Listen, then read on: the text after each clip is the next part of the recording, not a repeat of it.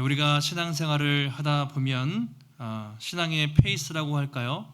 신앙생활이 어느 때는 참 즐겁고 재밌고 행복하고 막 열정적으로 재밌게 할 때도 있지만 어느 때는 좀 지치고 힘들고 쉬고 싶고 낙심하고 또 포기하고 싶을 때도 있습니다.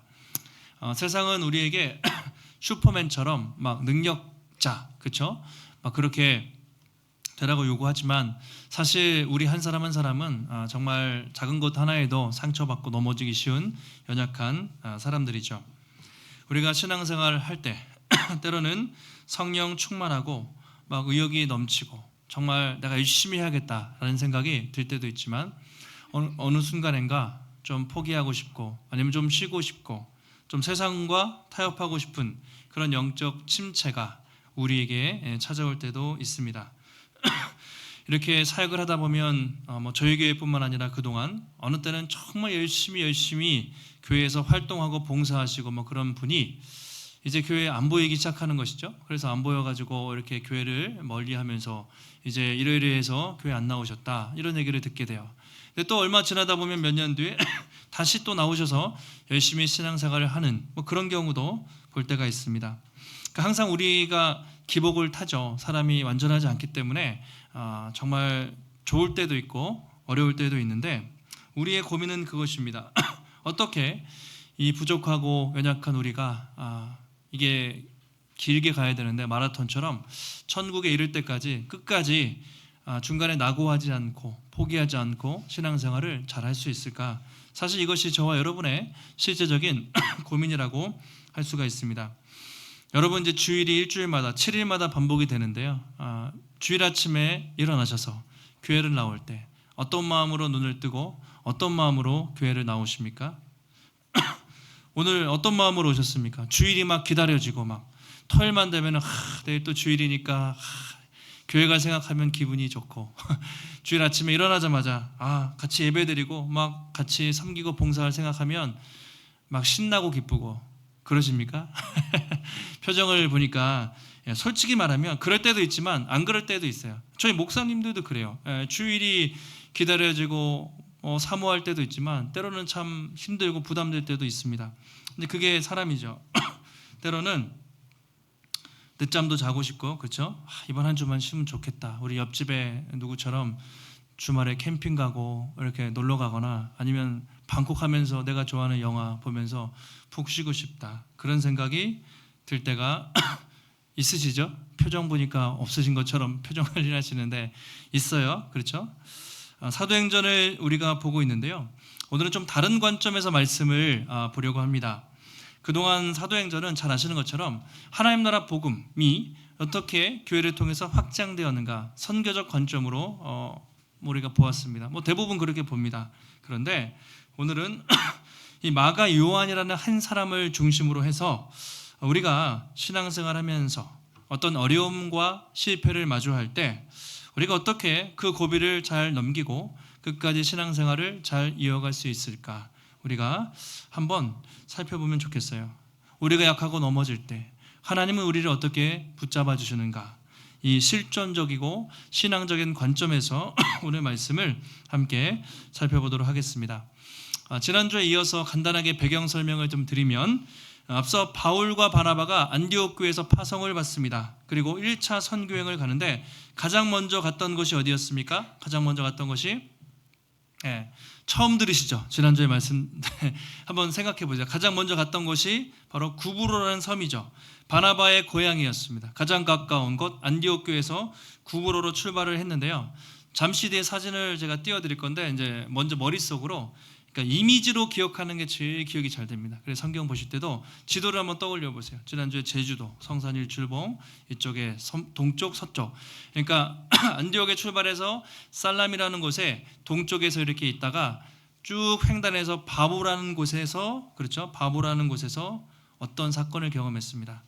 바예수라는 엘루마라고도 하는 박수 무당 같은 이상한 점술가를 만나고 그 옆에 로마에 파견한 총독 서기오 바울이라는 사람 그 사건을 경험하게 되죠. 거기서 바울이 예수님을 믿고 회심하는 아주 놀라운 사건이 앞서 있었습니다. 오늘은 바나바와 바울이 이제 팀을 떠나요. 그래서 밤빌리아 버가라는 곳에 도착을 하고 그곳에서 있었던 사건을 말하고 있습니다. 그래서 오늘 말씀은 한 절, 두 절 짧은 말씀이지만 여기에 이제 함축되어 있는 이야기들이 많아요. 그래서 우리가 그 말씀을 중심으로 살펴볼 텐데 첫 번째로 우리 13절 말씀을 띄워주시고 한번 함께 읽도록 하겠습니다. 바울과 및 동행하는 사람들이 바보에서 배 타고 밤빌리아에 있는 버가에 이르니 요한은 그들에게서 떠나 예루살렘으로 돌아가고. 자, 오늘 중요한 말씀입니다. 바울과 동행하는 사람들이 있었습니다. 바보, 아까 구브로 섬이죠. 해서 배 타고 밤빌리아 버가라는 곳에 갑니다. 근데 요한은 그들에게서 떠나 예루살렘으로 돌아갔다. 이 한 구절에 상당히 많은 내용들이 함축되어 있습니다. 지도를 한번 이제 보실게요. 방금 말씀인데 처음에 안디옥, 그렇죠? 안디옥이 두 군데에 있기 때문에 보통 비시디아 안디옥, 이제 나중에 다음 주에 볼 내용인데요. 예루살렘 맨 위쪽에, 그러니까 오른쪽 위에 안디옥, 수리아 또는 시리아의 안디옥이죠. 아주 국제 도시이고 큰 도시였는데 거기에 큰 교회가 세워지고 파송을 받아서 실루기 하면 인천을 생각하시라고 말씀드렸습니다. 서울, 인천. 실루기 항구에서 배 타고 첫 번째로 가는 것이 바로 구브로다, 키프로스. 그러니까 앞으로 이제 이 지도 1차, 2차, 3차는 이제 계속 나오니까 머릿속에 그냥 이렇게 기억해 두시면 선교 일정이 쭉 그려지실 거예요. 그래서 살람이라는 곳에 가서 아무 열매가 없었습니다. 쭉 횡단을 했습니다. 180km 정도 된다 그랬죠. 살라미에서 바보까지 약 200km. 그러니까 상당히 일주일 정도 섬을 다 훑고 다녔는데 열매가 없어요. 네, 바보에서 아까 말했던 바예수를 만나고 서기오 총독이 회심하는 사건을 경험하고 오늘은 다시 배 타고 어디로 갑니까? 버가라는 곳으로 갔다고 되죠. 밤빌리아 버가라고 갔다. 자, 버가 있고 그 다음에 이제 다음 주에 비시디아 안디옥을 넘어서 이고니온, 루스드라, 더베. 그래 다시 돌아오는 과정이 1차 선교여행의 과정입니다. 오늘은 이제 버가에서 있었던 사건을 한번 말씀을 드리겠습니다. 이제 버가가 어떤 곳이냐면요, 소아시아라고 부르는데 지금은 튀르키예, 터키 땅입니다. 근데 제가 작년 봄에 터키를 성지순례를 가보니까 우리는 터키가 먼 나라인데 터키가 생각보다 아주 되게 크고 힘이 있는 나라예요. 옛날 오스만 투르크 제국 아시죠? 엄청난 제국을 이루었던 나라이기 때문에 뭐 도시도 크고 문물도 발전하고 엄청 볼 것도 많아요. 뭐 혹시 터키 가보신 분 계신가요? 예, 다음에 기회가 되시면 저희 이제 교회에서도 성지순례도 가면 좋겠는데 이스라엘과 터키는 꼭 한번 가보시면 좋을 것 같아요. 거기 터키의 남부지방입니다. 터키가 상당히 큰 나라인데 그 아까 남부지방에 버가라는 곳이 있어요. 거기에 큰 도시였는데 바울이 일행이 그곳에 갔습니다. 근데 버가에 도착해서 무슨 일이 있었는지 뭐 잘 기록하지 않지만 한 가지 예상치 못한 돌발 변수가 발생을 합니다. 무엇입니까? 바로 마가 요한이 선교를 그만두고 저 이제 못하겠습니다 하고 고향으로 돌아갔다라는 것이죠. 본문을 다시 보시면 요한이 그들에게서 떠나 예루살렘으로 돌아가고라고 되어 있습니다. 요한, 마가를 말하죠. 마가 요한이 그들에게서 떠나 예루살렘으로 돌아갔다. 요한이 왜 예루살렘으로 갔을까요? 원래 마가 요한이 처음 출발했던 곳은 어디죠? 아까 지도를 항상 생각하시면 안디옥 교회에서 파송을 받았으니까요. 근데 원래 마가 요한의 고향이 어디입니까? 바로 예루살렘이죠. 예루살렘에 마가의 집이 있고 마가 요한의 어머니 마리아가 바로 예루살렘에 있습니다. 그러니까 고향으로 집으로 돌아간 거예요. 사도행전 1장을 보시면 예수님이 부활 승천하신 다음에 이제 모일 곳이 필요하잖아요. 아직은 성전이 없었기 때문에 모일 곳이 필요한데 그때 그 아지트 모였던 장소가 바로 마가 요한의 어머니가 제공했던 마가의 다락방이죠. 그러니까 마가가 거기 있습니다. 거기서 몇 명이 120명이 막 기도하다가 오순절에 성령 충만을 받는 사건이 마가 다락방, 그러니까 엄밀히 말하면 마가 요한의 어머니가 제공했던 다락방이 거기 있는 것이죠. 그러니까 집으로 간 거예요. 다락방에 몇 명이 있었다고요? 120명. 12명의 제자 플러스 뭐 예수님의 어머니 마리아, 또 막달라 마리아 등등등 해가지고 120명의 사람들이 여러분 있었습니다. 여러분 생각을 해보세요. 당시 예루살렘에서 120명이 들어갈 수 있는 다락방을 가지고 있는 건물이 있었다라는 것은 상당히 어느 정도 그죠? 재력이 있는 중산층 이상의 부유한 사람이라고 우리가 충분히 생각을 할 수 있죠. 여러분 혹시 집에 100명 들어갈 수 있나요? 여러분 집 중에 뭐 혹시 그런 전원주택에 사시는 분 계세요? 100명 정도 초대해가지고 파티를 할 수 있는 집이라면 거의 좀 저택 정도 되지 않을까요? 어쨌든 마가 요한이 어머니가 그런 집을 가지고 있었고, 중요한 것은 그 집을 성도들이 기도하는데 내어준 거예요. 헌신을 했던 아주 신실한 믿음의 어머니라는 것을 알 수가 있습니다. 마가는 어릴 때부터 그런 어머니의 모습을 자랐어요. 다락방에서 막 베드로, 뭐 요한, 야고보 막 이렇게 사도들이 왔다 갔다 하면서 인사하면서 자랐을 거 아니에요? 그래가지고 그 요한이 성장해서 선교사가 된 거예요. 그래서 바나바와 바울의 수행원이 돼서 그들을 따라다니면서 그렇게 선교를 했는데, 중간에 어쩐 일인지 다시 포기하고 예루살렘으로 돌아간 것입니다. 컴백홈을 한 것이죠. 근데 왜 돌아갔는가? 누가가 그 이야기를 기록하진 않아요. 아마 누가의 의도는 이것이죠. 돌아가긴 했는데 그럼에도 불구하고 바나바와 바울은 멈추지 않고 선교를 했다라는 것을 강조하기 위해서 내용은 기록하지 않지만, 우리는 한번 이 사건을 좀 면밀하게 생각해 볼 필요가 있습니다. 이게 중요한 사건이에요. 왜냐하면 앞으로 마가가 성경에 계속 등장하기 때문이고, 그리고 이 마가 때문에 나중에 바나바와 바울이 다투는 일이 생깁니다. 그리고 마가는 뭡니까? 마가 복음을 기록한 사람이잖아요. 그러면 이렇게 중간에 선교하다가 쉽게 말해서 때려치고 실패한 사람인데 어떻게 그 사람이 하나님께 쓰임받는 사람이 되었는가, 우리가 한번 생각해 볼 필요가 있습니다. 그래서 마가의 삶을 보면 좀 우리의 삶을 보는 것 같아요. 바나바와 바울은 상당히 신실했습니다. 정말 멈추지 않고 쭉 가는 사람인데, 참 그런 사람에 비해서 마가는 오늘 가다가 중간에 멈추고, 베드로도 예수님 부인하고 실패하는 일들이 많거든요. 그러니까 우리는 마가같이 베드로같이 참 연약한 부분이 있습니다. 그래서 오늘은 이 마가의 삶을 통해서 한번 우리가 신앙생활을 하다가 어떤 어려움이 오고 또 위기가 찾아올 때 어떻게 우리가 극복할 것인가, 무엇을 바라보며 나아갈 것인가 한번 살펴보도록 하겠습니다.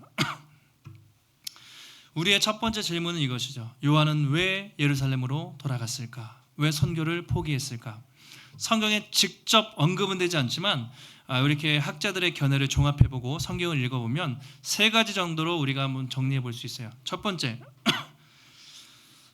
선교를 하는 도중에 바나바와 바울의 리더십이 체인지됩니다. 교체가 되는 사건이 발생하거든요. 그것이 원인이 됐다고 첫 번째로 사람들이 이야기를 합니다. 자, 무슨 말인지 좀 설명이 필요하겠죠. 자, 처음에 선교를 출발할 때 바나바와 바울 선교팀의 리더가 누구였습니까? 처음에 초창기에 누구죠? 바나바입니까? 바울입니까? 바나바죠. 바나바가 더 항상 이름도 앞에 나오고요. 바울 다소에 있는 바울을 데려다가 안디옥 교회에 이렇게 세웁니다. 바나바는 안디옥 교회 1대 담임 목사님이고, 바나바가 바울을 데려와서 심지어 바나바와 사울이라고 표현해요. 항상 그렇게 바나바 중심이었습니다. 그래서 안디옥 교회에서 파송을 할 때 13장 2절에 보시면 주를 섬겨 금식하는데 성령이 뭐라고 합니까? 바나바와 바울을 따로 세우라. 항상 바나바와 바울 이렇게 시작을 합니다. 그러니까 이 말은 바나바 중심으로 선교팀이 꾸려져서 선교가 진행되었다는 것이죠. 그런데 중간에 선교를 가면서 좀 뭔가 변화가 생겨요. 여러분 지난주 말씀 구브로에서 어떤 일이 있었습니까? 바예수가, 그러니까 서기오 총독에게 서기오 바울에게 복음을 전하려고 하는데 중간에 막 바예수라는 이 박수 무당 같은 사람이 계속 막아요. 그때 누가 나타납니까? 누가 나타나죠? 바나바가 아니라 사울이라고 하는 바울이 등장해서 악한 마귀 물러갈지어다 하면서 대적을 하면서 이렇게 회심을 합니다. 그러니까 그때부터 여러분 선교의 중심에 누가 서게 되냐면 바울이 리더십을 행사하게 된 것이죠. 자, 오늘 말씀 13절을 다시 보실까요? 좀 여러분 눈썰미가 있는 분들은 아실 거예요. 자, 누구 이름이 먼저 나오죠? 13절. 바울과 및 동행하는 사람들이 이렇게 나옵니다. 바나바 이름은 싹 사라지고 바울이 먼저 나와요. 그러니까 이건 바울 주도로 선교팀이 꾸려졌다는 얘기입니다. 그러니까 뭔가 분위기가 바뀌었다는 얘기예요. 그러면 왜 마가는 이 바울의 리더십에 불만을 가졌을까 생각을 해볼 수가 있죠. 이것도 좀 성경 전체를 보셔야 되는데, 마가와 바나바의 관계가 어떻게 되죠? 아시는 분? 예. 마가와 바나바의 관계는 성경에 보면 생질이라고 되어 있는데요. 사촌이라고 말할 수 있겠죠. 우리말로 사촌. 골로새서 4장 10절에 이제 성경을 오늘 왔다 갔다 좀 찾아보겠습니다. 보시면 바울이 골로새 교회 편지를 하면서 나와 함께 갇힌 아리스다고와 뭐라고 되죠? 바나바의 생질마가, 생질이라는 말을 안 쓰니까 어려운 말이니까요. 한자인데 그냥 사촌입니다. 사촌. 예. 바나바와 마가의 관계는 사촌이었다라고 생각할 수 있고요. 근데 이제 영어 성경에 보면, 영어나 원어 성경에 보면 조카라고 번역할 수 있게 되어 있습니다. 그러니까 외삼촌하고 조카 사이일 수도 있어요. 그렇죠?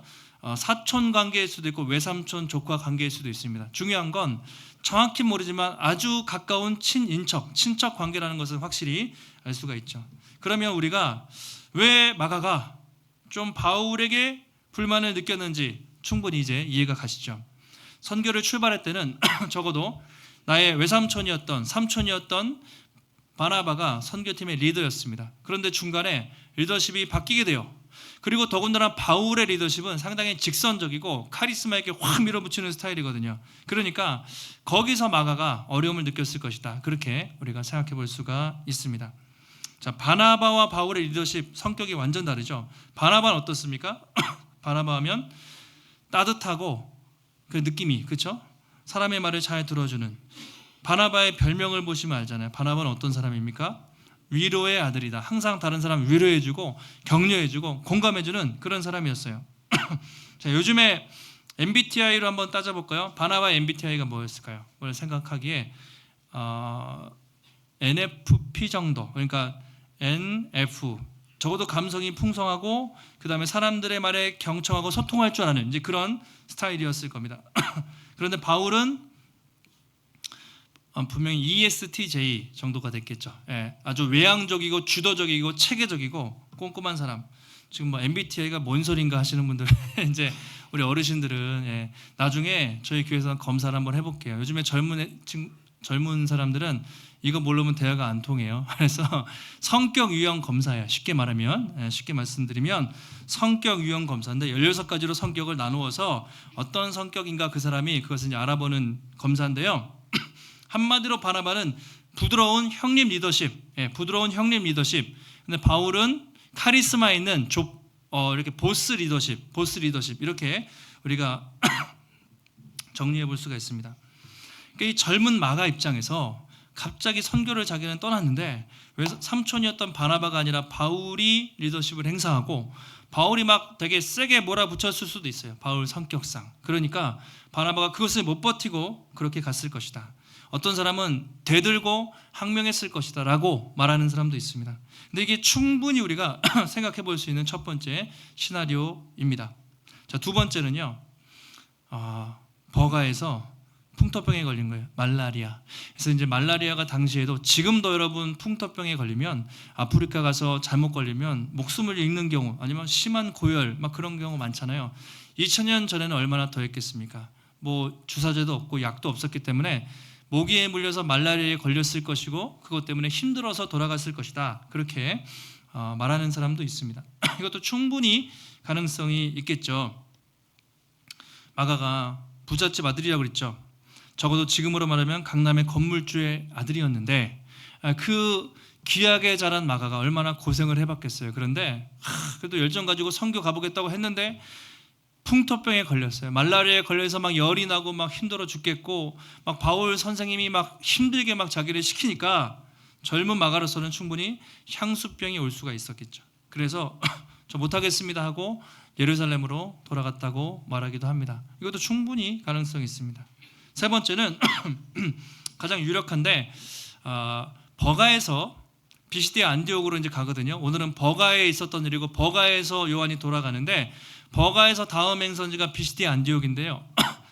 엄청나게 험난한 길이에요. 아주 악명 높은 험난한 길이 예고되어 있었습니다. 그래서 마가가 앞으로 있을 선교에 대한 두려움 때문에 미리 그만두고 돌아갔다라고 말하기도 합니다.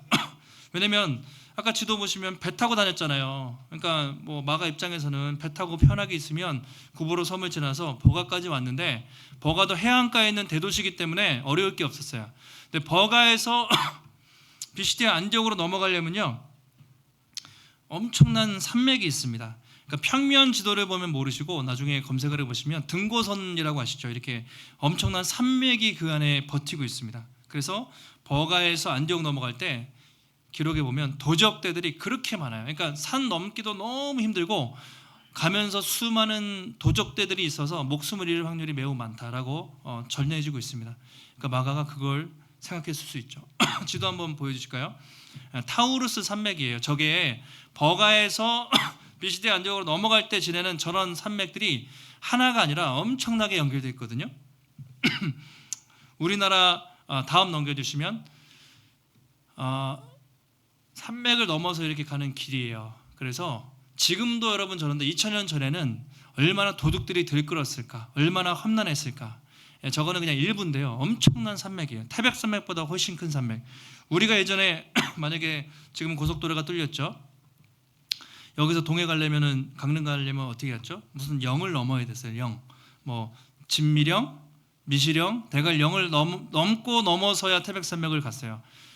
지금은 고속도로가 뻥 뚫렸지만 그만큼 상당히 힘든 코스인데 그 버가에서 비시디 안디옥은 그 훨씬 더 큰 산맥을 지나야 했습니다. 이제 내려주시고 제가 선교를 이렇게 가서 버스를 타고 가는데 하루 종일 지나도 산맥이 끝이 없어요. 엄청난 산맥을 지나야만 합니다.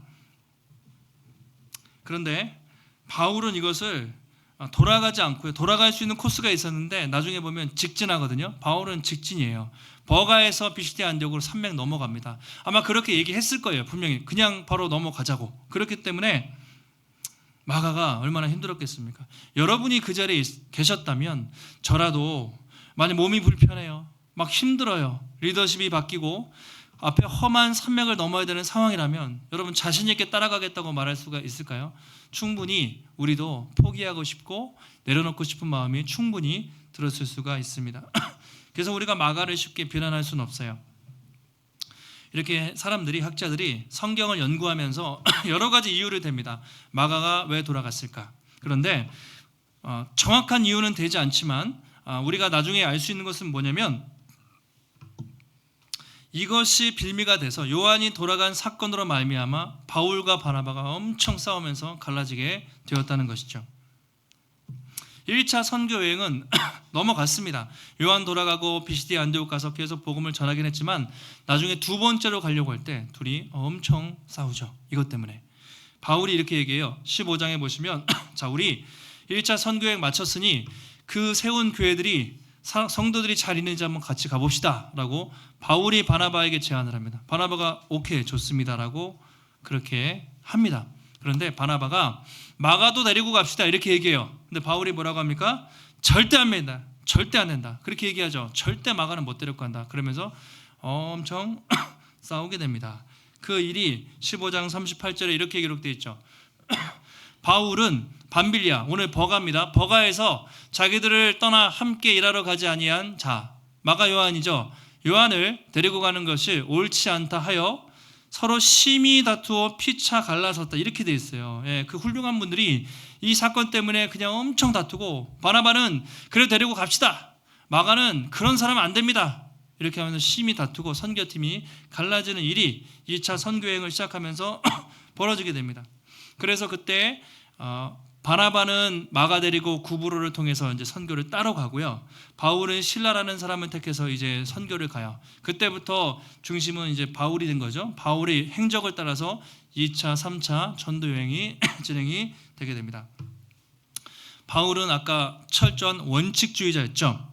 밤빌리아에서 그 선교하다가 중간에 포기하고 간 그 마가를 그 개념 없는 친구를 데리고 가면 안 된다 이렇게 이야기를 한 것이죠. 바울이 볼 때 그때 돌아갈 때 얼마나 혼냈는지는 모르겠지만 이것은 거의 항명죄였어요. 무단 이탈이었어요. 성경의 단어가 그런 표현입니다. 무단 이탈로 거의 표현을 하고 있습니다. 요즘에 어른들이 젊은 친구들 아이들이나 MZ세대 보면서 진짜 개념이 없어 막 이런 얘기 하잖아요. 되게 어떻게 그럴 수 있냐, 개념이 없어. 마찬가지로 바울이 생각할 때 마가는 개념 없는 그런 사람이었습니다. 청년이었어요. 군인이 자기가 있던 지역을 벗어나요. 무단 이탈을 합니다. 되들어요. 항명을 해요. 그럼 어떻게 됩니까? 평시에는 그냥 감옥 영창 가고 전시에는 사형이에요. 무단이탈 항명죄가 그만큼 무섭습니다. 선교라는 것도 해외에서 있기 때문에 선교팀이 하나 되는 게 너무 중요하거든요. 근데 이 정도였으면 거의 무단이탈죄 항명죄죠. 그러니까 바울 입장에서는 안 됩니다 라고 충분히 얘기할 수도 있었어요. 바나바는 아마 사촌이었기 때문에, 조카였기 때문에 데리고 가고 했는지도 모르지만 어쨌든 갈라서게 되었습니다. 중요한 것은 그럼 이렇게 헤어지고 끝난 것인가? 마가는 그렇게 돌아가서 끝나고 바울은 그렇게 가고 그렇게 그 사람들은 끝난 것인가? 그렇지 않습니다. 참 우리가 성경 전체를 보면, 결말을 보면 하나님의 일하심이 참 얼마나 놀라운가를 알 수가 있습니다. 이후에 마가는 잠시 바울과 헤어졌지만 아까 바나바를 따라다니면서 계속 선교를 해요. 아마 바나바 부드러운 리더십 밑에서 아마 많이 배웠겠죠. 야, 그때 네가 1차 선교 여행 때 간 건 잘못한 거야. 그러나 이제 마가가 따뜻하게 바나바가 이렇게 가르치면서 마가가 많이 배우고 성장을 했을 것입니다. 그래서 사도행전을 넘어서 성경 전체를 보면 결국 바울과 마가가 화해가 되죠. 그리고 두 사람이 동역자가 되는 것을 우리가 볼 수가 있습니다. 바울이 쓴 서신서를 우리가 보시면요, 특히 마지막에 쓴 옥중서신 이런 것들을 보면 바울이 마가에 대해서 이렇게 말을 합니다. 디모데후서는 바울이 죽기 전에 거의 이제 로마에서 쓴 사건이죠. 편지죠. 지금으로부터 약 한 20여 년 정도, 이 사건 뒤 20여 년 정도 지났을 것으로 봐요. 그러니까 그 당시에 바울의 나이는 약 60여 세, 이제 어느 정도 노인, 바울이 60대 중반에 순교를 했으니까요. 그리고 마가는 약 한 40대 정도 되는 나이에 이르렀을 것이라고 볼 수 있는데, 그때 바울이 마가에 대해서 이렇게 이야기합니다. 4장 11절에 이렇게 말하죠. 같이 한번 읽어보실까요? 시작. 누가만 나와 함께 있느니라. 네가 올 때에 마가를 데리고 오라. 그가 나의 일에 유익하니라. 아멘. 예, 그 당시에는 바울이 로마에 갇혀 있는데 누가만 지키고 있었어요. 그런데 디모데에게 편지를 쓰면서 디모데야, 네가 올 때 마가연도 좀 데려오라. 왜요? 그가 나의 일에 유익하니라. 이건 필요하다는 얘기예요. 그가 나에게 필요한 사람이다 라고 바울이 마가를 데리고 오라고 그렇게 말하고 있습니다. 전승에 의하면 원래 마가는 베드로의 수제자죠. 베드로의 수행원이죠. 그러니까 베드로를 따라다니면서 들은 얘기를 가지고 마가복음을 마가가 이제 기록을 했어요. 근데 베드로가 순교한 다음에 그때부터 로마에서 사도 바울을 도우면서 사역을 한 것으로 그렇게 알려져 있습니다. 한때 젊은 시절에 그렇게 대판 싸웠어요. 바울도 원칙주의자였어요. 안 돼. 그리고 마가도 믿음이 약하고 흔들려서 못하겠습니다. 부딪혔는데 시간이 흐르고 흘러서 바울도 성화가 됐습니다. 바울도 이제 포용적인 사람이 됐어요. 그리고 마가도 자신의 지난날의 잘못을 뉘우치고 서로 화해를 하고 이제는 서로 동역을 하는 동역자가 된 거예요. 그래서 바울이 말해요. 그가 나에게 유익한 사람이다. 마가가 나에게 너무 필요하니 꼭 마가가 보고 싶으니 데리고 오라고 그렇게 이야기를 하고 있습니다. 빌레몬서 1장 24절에서도 이런 표현이 나옵니다. 옥중서신이죠. 역시 감옥에서 쓴 편지인데 또한 나의 동역자 뭐라고 하죠? 마가, 아리스타고, 데마, 누가가 문안하느니라. 마지막에 편지를 쓰면서 안부 인사를 전하는데 마가를 뭐라고 표현합니까? 나의 동역자. 한번 따라 보실까요? 나의 동역자. 예, 나의 왼수 같은 놈. 그 개념 없는 사람이 아니라 동역자라고 바울이 마가를 그렇게 말하고 있습니다. 처음에는 그렇게 싸우고 다퉜는데 많은 시간이 흘러서 결국에는 서로 용서하고 화해했을 뿐만 아니라 주 안에서 믿음의 동역자가 되어서 하나님 나라를 향해서 섬기고 있는 아름다운 모습을 우리가 볼 수가 있습니다. 우리는 오늘 이 마가의 실수와 실패, 인간적인 모습을 통해서 오늘 우리의 모습을 한번 돌아보게 됩니다. 우리도 신앙생활하면서 그렇잖아요. 많이 실패하고 많이 엎어지고 많이 갈등하고 많이 넘어질 때가 있습니다. 때로는 외부의 환경 때문에 나는 열심히 하고 싶은데 환경이 너무 힘들어요. 직장생활에 너무 바쁘고 막 일들이 많고 막 몸에 문제가 생기면서 외부의 어떤 환경에 어려움이 생길 때도 있죠. 때로는 인간관계의 갈등, 오늘 마가 요한과 바나바의 어떤 인간관계의 갈등이 분명히 있었을 것인데 사람 때문에 힘들어서 그만두고 싶을 때도 있습니다. 가정에서 가족들 간의 갈등이 생길 수 있고요. 직장에서 동료들과 상사와 갈등이 생길 수도 있고, 그리고 심지어 교회에서 일하면서 교회 성도들과도 갈등이 생길 수도 있습니다. 또 자기 내면의 문제, 밖에 아무 문제가 없는데 그냥 어느 순간에 영적으로 훅 침체가 될 때가 있어요. 내가 이걸 해야 되나? 이걸 좀 그만하고 싶은데라고 좀 내려놓고 싶을 때가 있어요. 자존감이 떨어지고 우울증이 생기고 막 그런 게 올라올 때가 우리도 있다라는 것이죠. 신앙생활에 수많은 공격과 방해가 있습니다. 그때 우리가 참 부담스럽죠. 사명 내려놓고 싶어요. 어깨가 참 짐이 무겁습니다. 그때 우리가 이런 생각해요.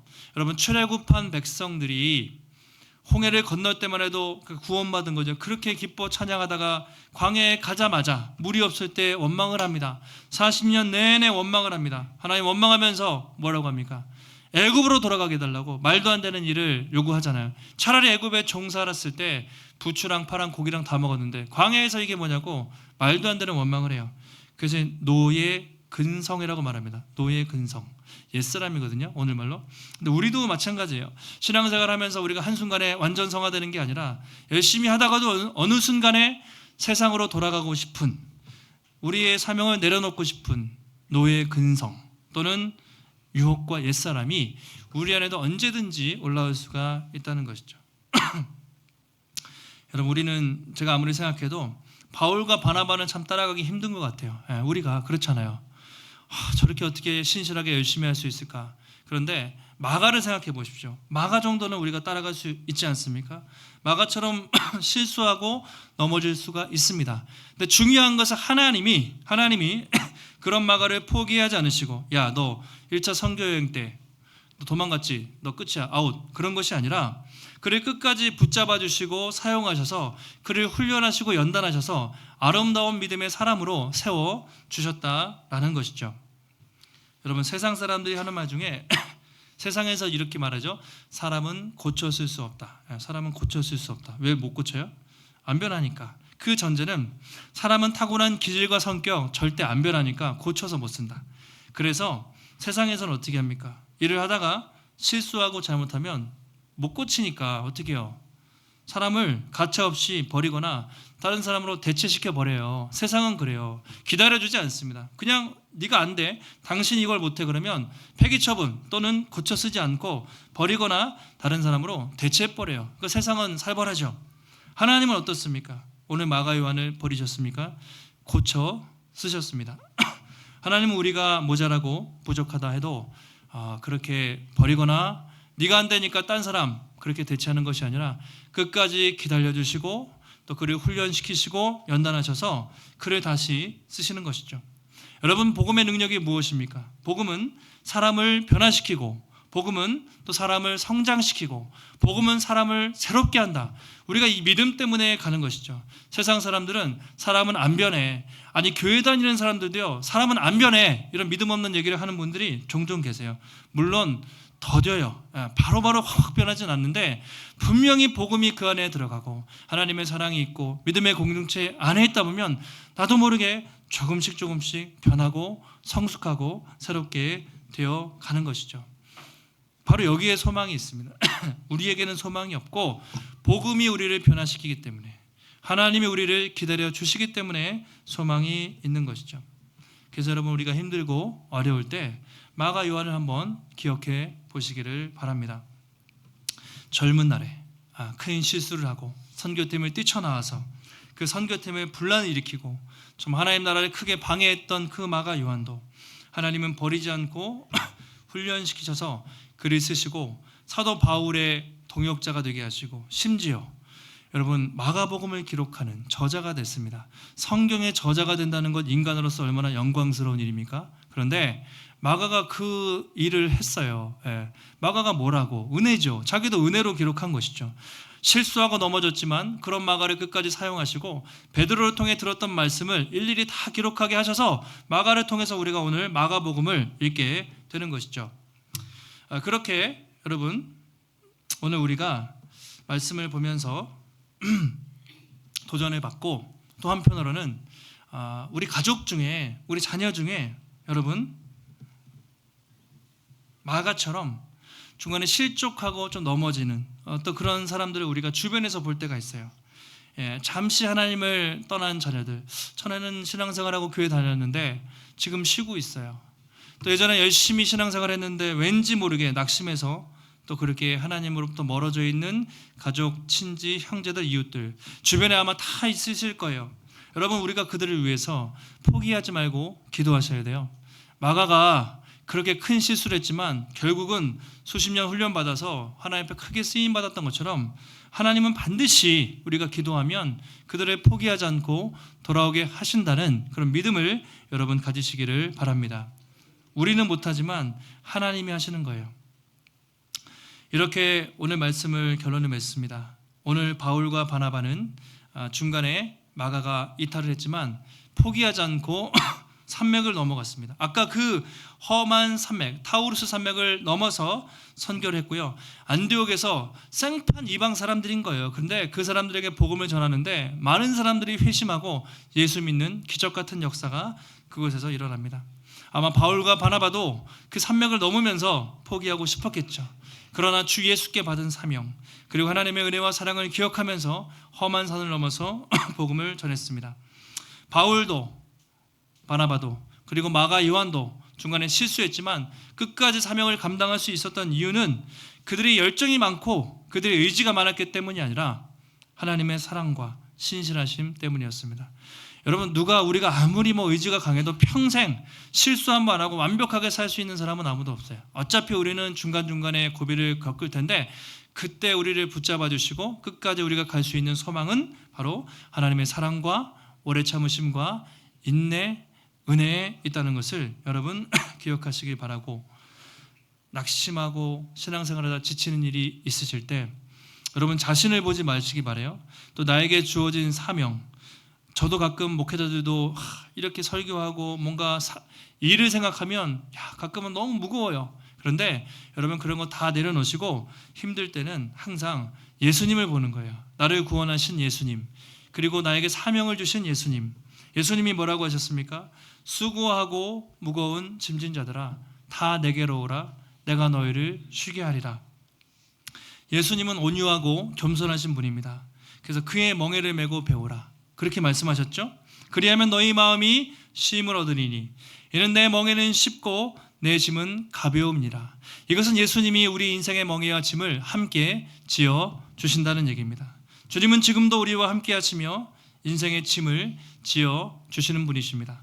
주님이 우리에게 사명을 주셨다면 주님은 그 사명을 감당할 힘과 능력도 이미 주시는 분이십니다.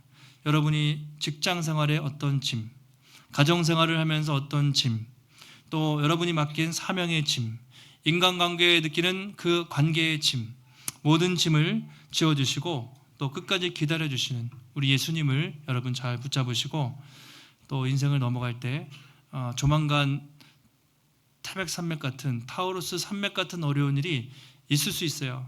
여러분, 근데 그때 예수님과 짐을 지면서 한 곱이 넘는 것입니다. 그러면 그곳에 또 은혜가 있고, 또 하다 보면 산맥이 나올 겁니다. 그러면 또 주님과 함께 건너가는 거예요. 그렇게 가는 것이죠. 날마다 우리에게 이미 생명 주셨고 지금도 우리와 함께 하시고 앞으로도 영원히 우리와 함께 하실 그 예수 그리스도, 그 주님을 바라보고 그 주님을 의지하며 또 한 주간도 앞으로도 여러분 신실하게 낙심하지 않고 맡기신 사명과 직분, 또 성도로서의 삶을 충성스럽게 잘 감당하는 우리 모든 성도님들이 되시기를 예수님의 이름으로 축원합니다. 하나님 감사합니다. 거룩한 주일 허락하여 주시고 하나님의 은혜의 말씀 깨닫게 하시니 감사를 드립니다. 마가 요한이 자신의 젊은 날의 혈기로 또 선교를 출발했지만 여러 가지 이유로 중간에 선교를 포기하고 또 낙심하는 일이 생겼습니다. 그러나 하나님은 그런 요한을 버리지 않고 포기하지 않고 하나님의 사람으로 잘 준비하시고 훈련시키셔서 하나님 나라 귀한 일에 쓰게 하시고 또 바울과 동역하게 하시고 성경을까지 기록하게 하는 놀라운 사람으로 쓰게 하신 것을 봅니다. 우리도 인생을 살면서 험산 줄령을 만날 때가 있습니다. 하나님 낙심하고 지치고 포기하고 싶은 순간이 찾아올 때도 있습니다. 그때마다 하나님 우리를 바라보지 않게 하시고 우리 환경을 바라보지 않게 하시고 수고하고 무거운 짐진 자들아 다 내게로 오라 말씀하신 주님만을 바라보게 하여 주시옵소서. 주님을 바라보고 주님이 주시는 힘과 능력으로 우리에게 맡기신 삶과 사명과 직분을 신실하게 충성스럽게 감당할 수 있는 우리 모든 귀한 성도들이 될 수 있도록 하나님 붙잡아 주시옵소서. 오늘도 주의 전에 나올 때 우리의 마음과 뜻과 정성을 다해 귀한 예물 드렸습니다. 하나님, 드려진 손길마다 축복하여 주시옵고, 하나님, 날마다 우리 인생의 주인이 하나님이심을 고백하며 먼저 그의 나라와 의를 구하며 주를 위해 살아갈 때 우리 인생의 부족한 부분 없이 아낌없이 채우시고 공급해 주시는 하나님의 놀라운 손길을 날마다 경험하는 복된 인생 되게 하여 주시옵소서.